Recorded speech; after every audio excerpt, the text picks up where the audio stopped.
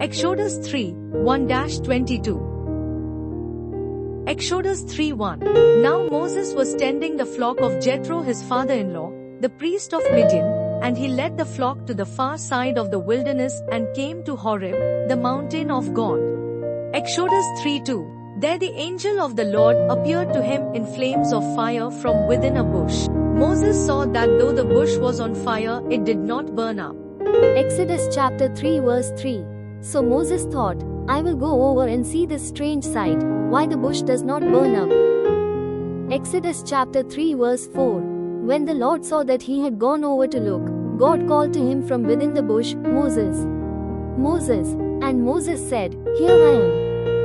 Exodus chapter 3 verse 5. Do not come any closer, God said. Take off your sandals, for the place where you are standing is holy ground. Exodus chapter 3 verse 7. The Lord said, I have indeed seen the misery of my people in Egypt. I have heard them crying out because of their slave drivers, and I am concerned about their suffering. Exodus chapter 3 verse 7. The Lord said, I have indeed seen the misery of my people in Egypt. I have heard them crying out because of their slave drivers, and I am concerned about their suffering. Exodus chapter 3 verse 8. So I have come down to rescue them from the hand of the Egyptians and to bring them up out of that land into a good and spacious land, a land flowing with milk and honey, the home of the Canaanites, Hittites, Amorites, Perizzites, Hivites and Jebusites. Exodus chapter 3 verse 9. And now the cry of the Israelites has reached me, and I have seen the way the Egyptians are oppressing them.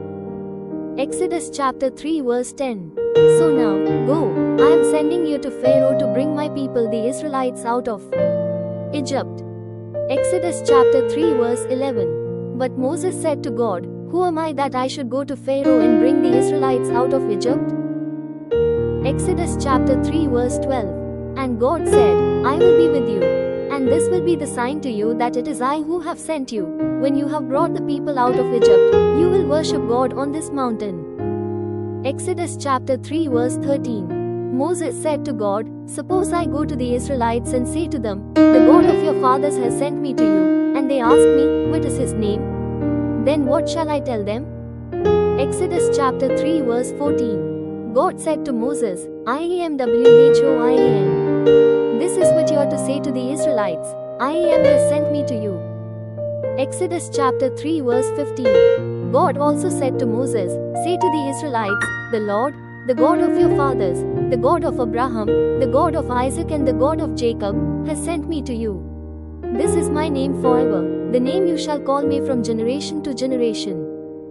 Exodus chapter 3 verse 16. Go, assemble the elders of Israel and say to them, The Lord, the God of your fathers, the God of Abraham, Isaac and Jacob, appeared to me and said, I have watched over you and have seen what has been done to you in Egypt. Exodus chapter 3 verse 17. And I have promised to bring you up out of your misery in Egypt into the land of the Canaanites, Hittites, Amorites, Perizzites, Hivites and Jebusites, a land flowing with milk and honey. Exodus chapter 3 verse 18. The elders of Israel will listen to you. Then you and the elders are to go to the king of Egypt and say to him, The Lord, the God of the Hebrews, has met with us. Let us take a 3-day journey into the wilderness to offer sacrifices to the Lord our God. Exodus chapter 3 verse 19. But I know that the king of Egypt will not let you go unless a mighty hand compels him. Exodus chapter 3 verse 20. So I will stretch out my hand and strike the Egyptians with all the wonders that I will perform among them.